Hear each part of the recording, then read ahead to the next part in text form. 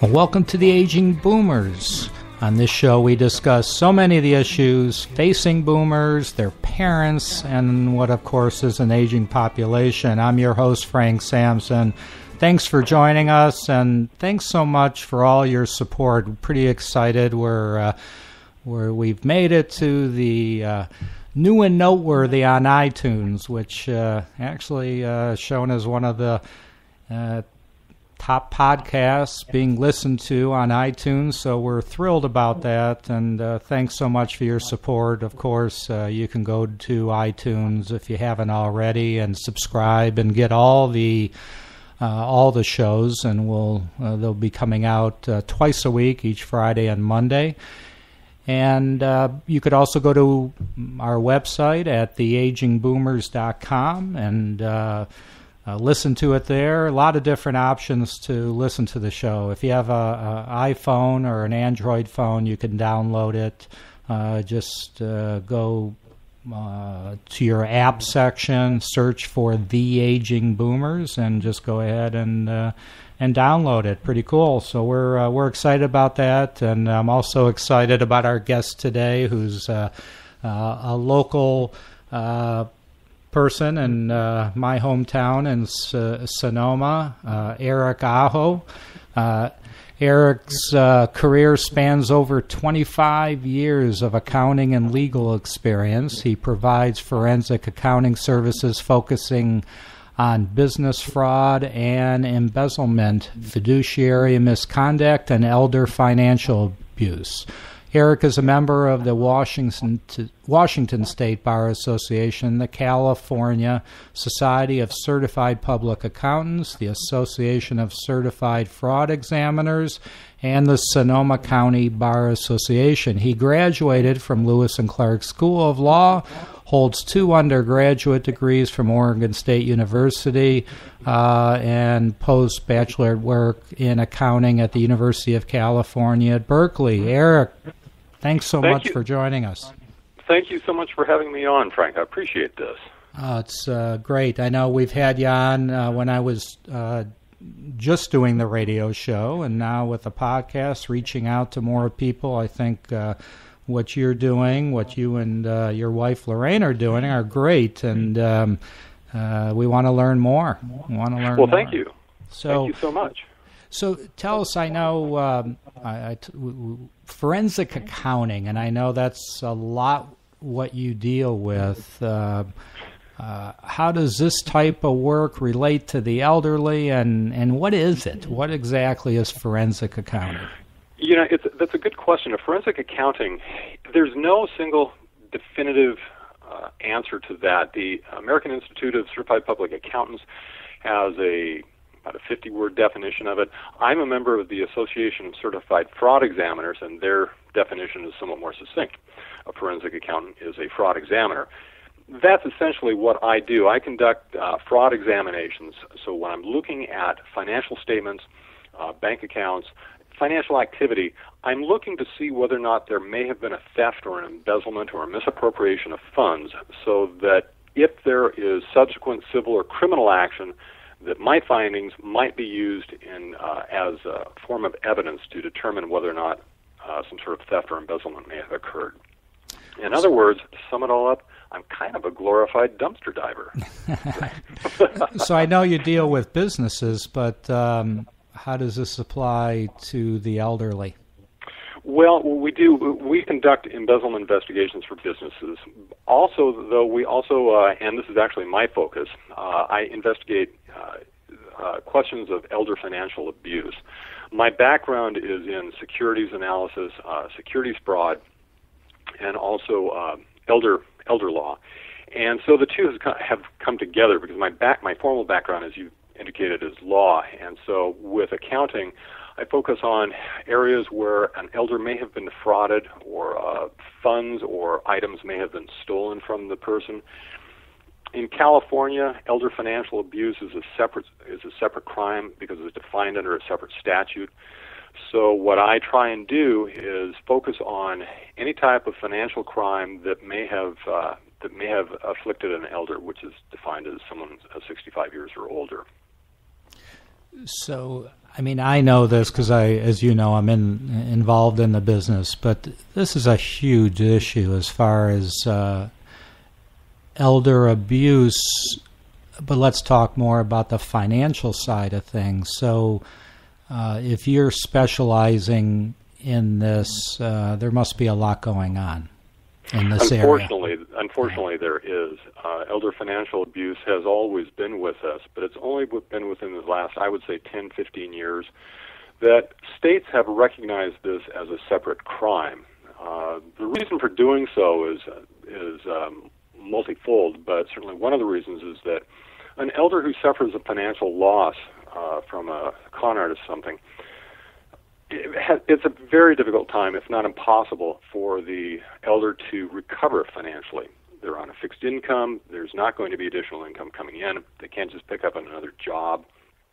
So once they're victimized financially, it's very, very difficult for the elder to recover.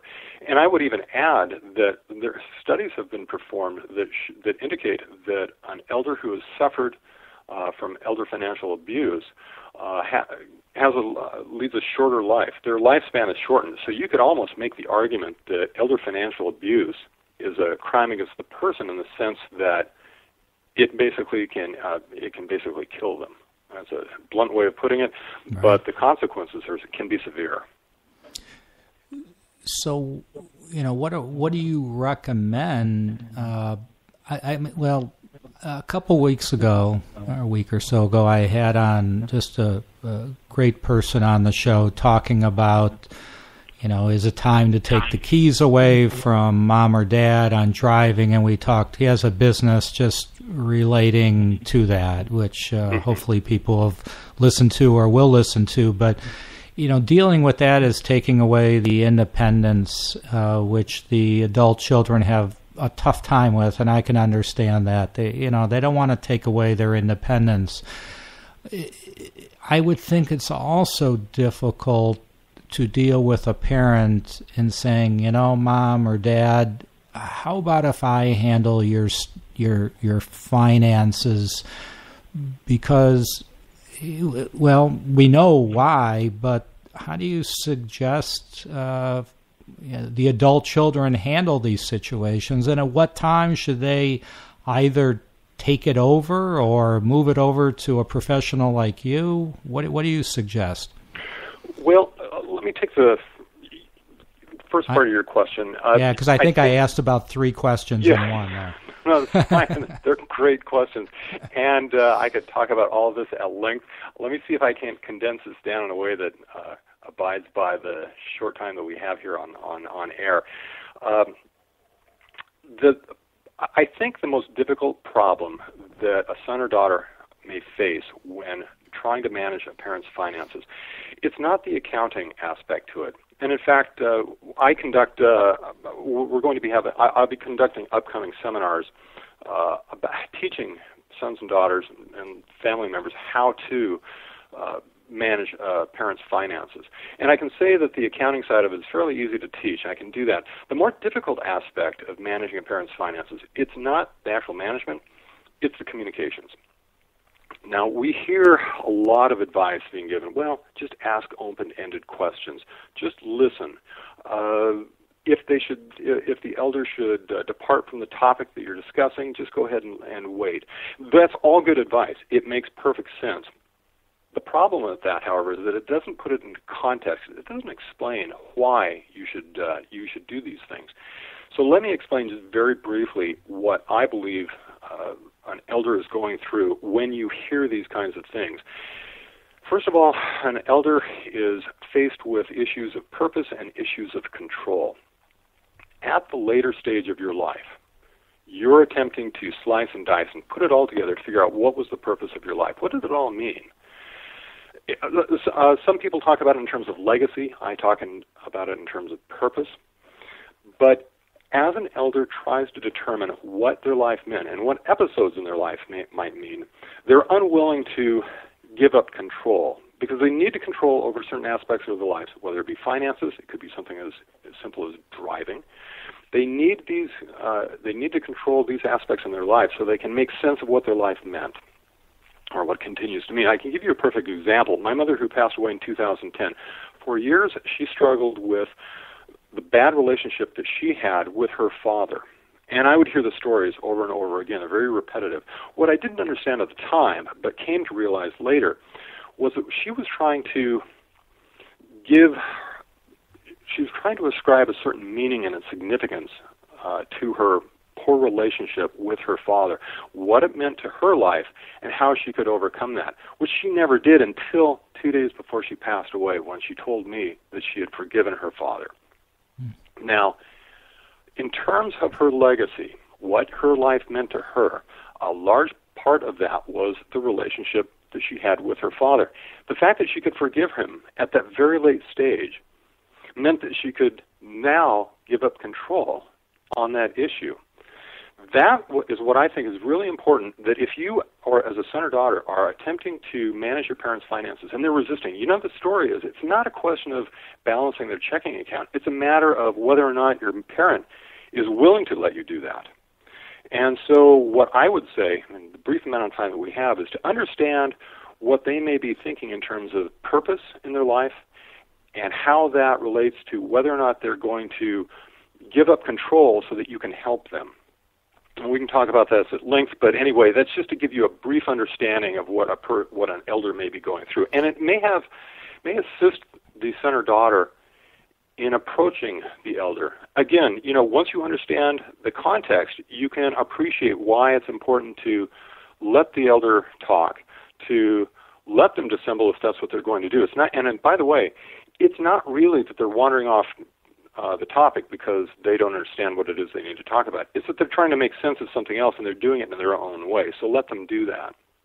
Ultimately, you want to reach the point where they will allow you to assist them in managing their finances, and that's an issue of control. So. And I think that's a key point, what you just said. It's not that you're taking away this function that they've been doing, mother or father, handling the bills, dealing with their own credit cards, all of that.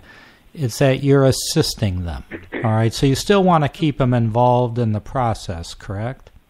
Well, you absolutely do, because, at the end of the day, it is their money, it's their finances, and it is their life. Now, how you intervene, when you intervene, and what level of your intervention, it all depends on the personal circumstances. And it's a dynamic target, too. People, as we age, we obviously change. Now, though, there are those who would argue that, well, as you get older, you lose your faculties and you can't manage your affairs as well. And I would challenge that, and I would simply say, no, you may be managed. It may be true that the person is suffering from a cognitive decline and can no longer manage the finances, but it may also be that they're looking at their finances in a different way. Remember that ultimately everybody is allowed to make bad decisions. Short of undue influence or scam or dementia, other cognitive or neurological impairments, parents as well as children are allowed to make bad decisions with their money.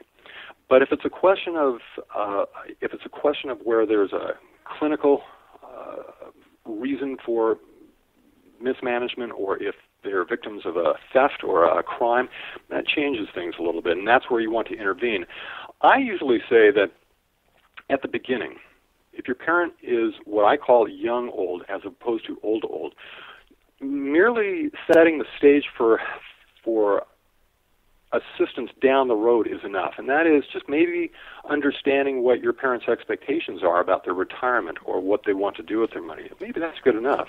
Maybe an intermediate step then, as you go down that road, is maybe simply reviewing what their finances are and understanding what their expenditures and where their income sources are. Maybe that's enough.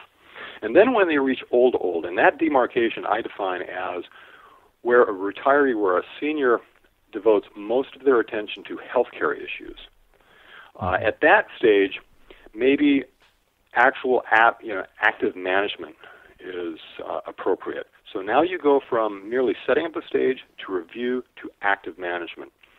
And I think that most sons or daughters have a fairly good understanding of where they and their parents would be on that spectrum.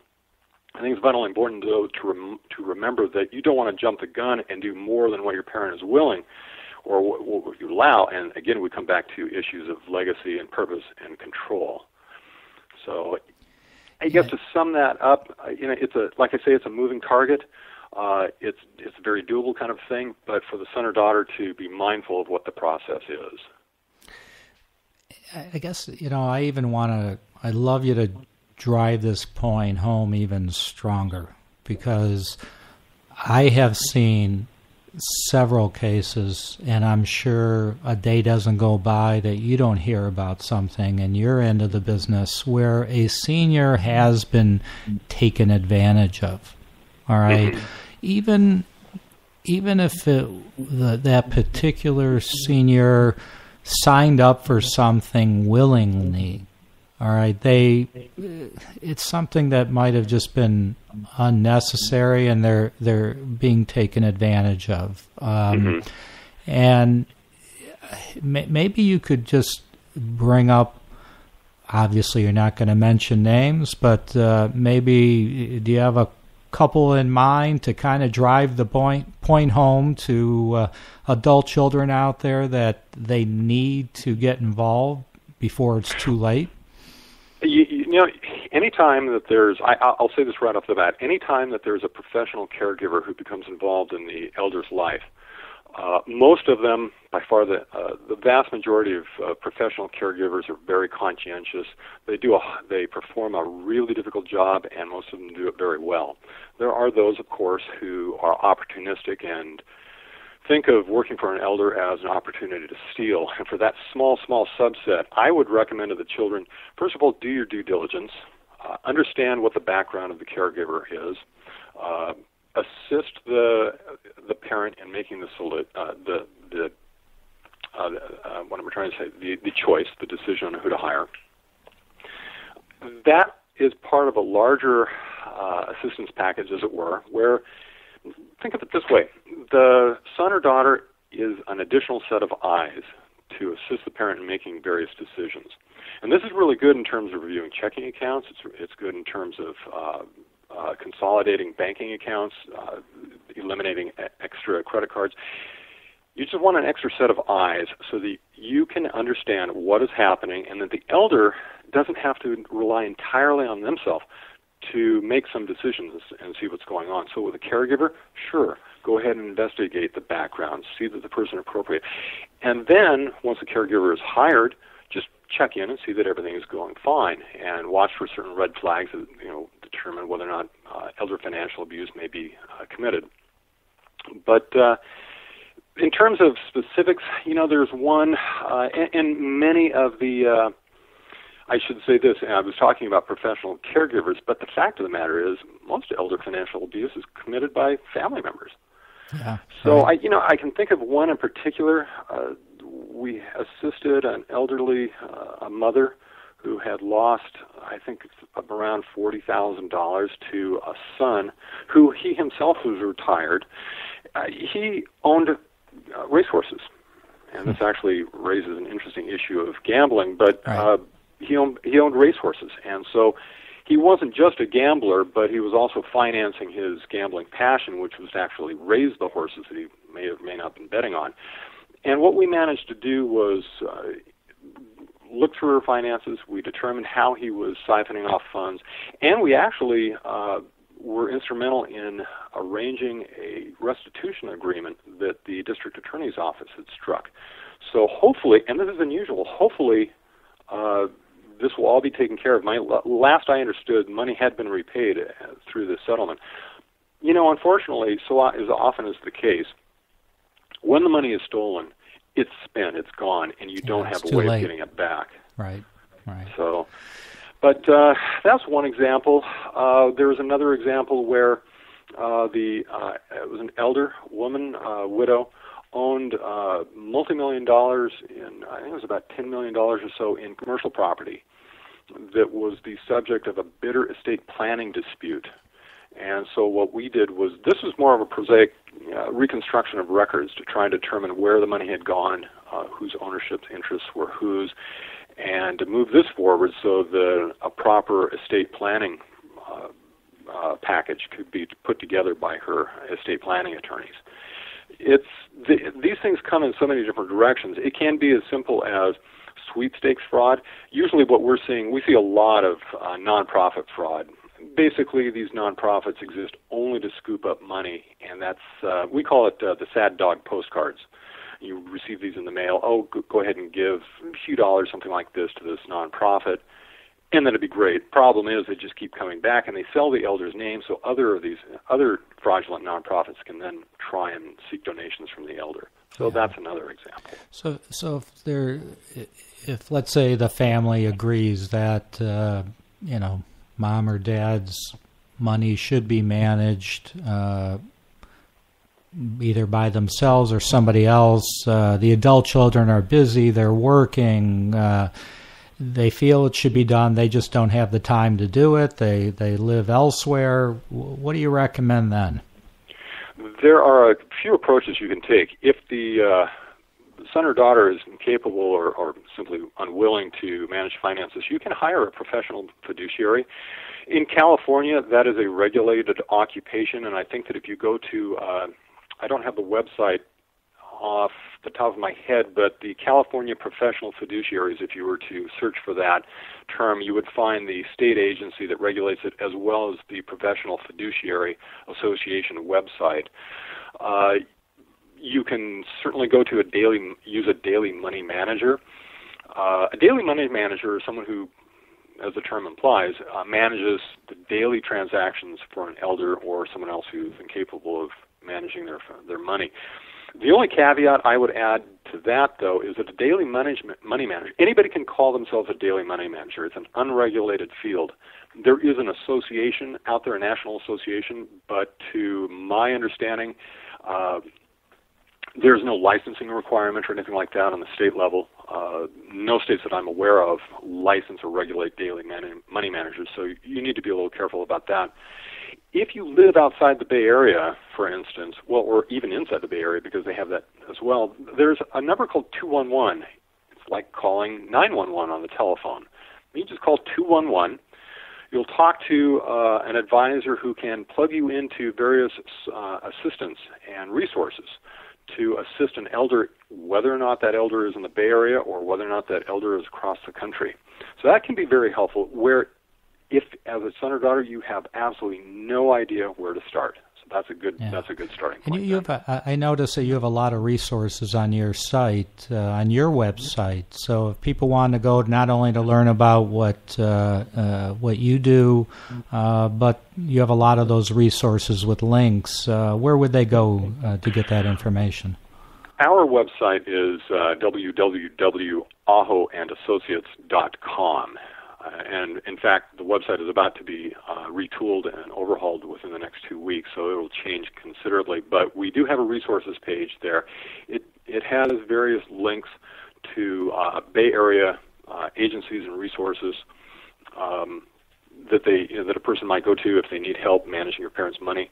I forgot to add, and I should add this right now, the Sonoma Area Council on Aging offers certain fiduciary services and daily money management services.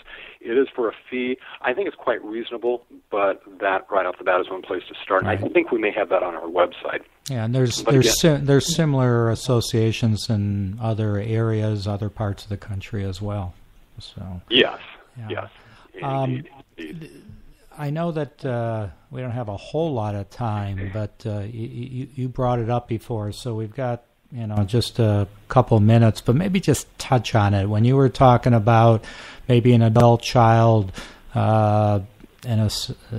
getting money from their parent because of a gambling problem, that's a huge issue, and I know we only could touch upon it now, but that could be certainly a subject matter we could talk about on a future show in more detail. But just touch on it if you can. That this is sure. a growing problem with seniors. Yeah, it does merit a different, probably a separate show because the subject is so vast and the subject hasn't been given much attention. I can lay out interesting statistics right off the bat. Approximately 7% of the adult gambling population suffer from what is called disordered gambling, which is a term of art in the psychiatric profession. The elderly population of the demographic group suffers depending on your study, suffers a higher rate of disordered gambling, probably around 10%. Gambling has not been really discussed because it's a difficult disorder problem to determine. The red flags are very subtle. And so if your mother or father may be suffering from disordered gambling, then it's very important to look for some subtle red flags on what may be going on. One red flag would be trying to match up expenditures to their income. Why would their expenditures be so high as opposed to their income? Also look at the debt load. Look and see whether or not there are a lot of ATM transactions at casino restaurants. Talk to your mother or father about what it is to gamble. What are their feelings about gambling? If they're purposely vague about that, that may be a red flag that something might be going on, because those who suffer from a gambling problem are very good at hiding it. And so you want to try and get a feel for how your mother or father may be discussing gambling to see whether or not they may be hiding something. The reason why this is so important is that gambling is more prevalent than ever in this country, more opportunities. Elders suffer from if they suffer from a gambling problem, they are much less likely to ever recover from it because the money can be gone. It even has medical consequences, which are somewhat perverse and very sad. But it's one of these things where the consequences are irreversible. It's like elder financial abuse in terms of the elder not being able to recover from significant gambling losses. Eric, we could talk about this. We could talk forever, and we got to actually. I know you're coming out with a book, and when you have that on the bookshelves, let me know. We got to have you on. We'll talk about gambling, and there's so many other things to talk about. But you're a wealth of information. If you want to learn more about Erik and Lorraine's firm, just go to Aho, AHO, and Associates.com.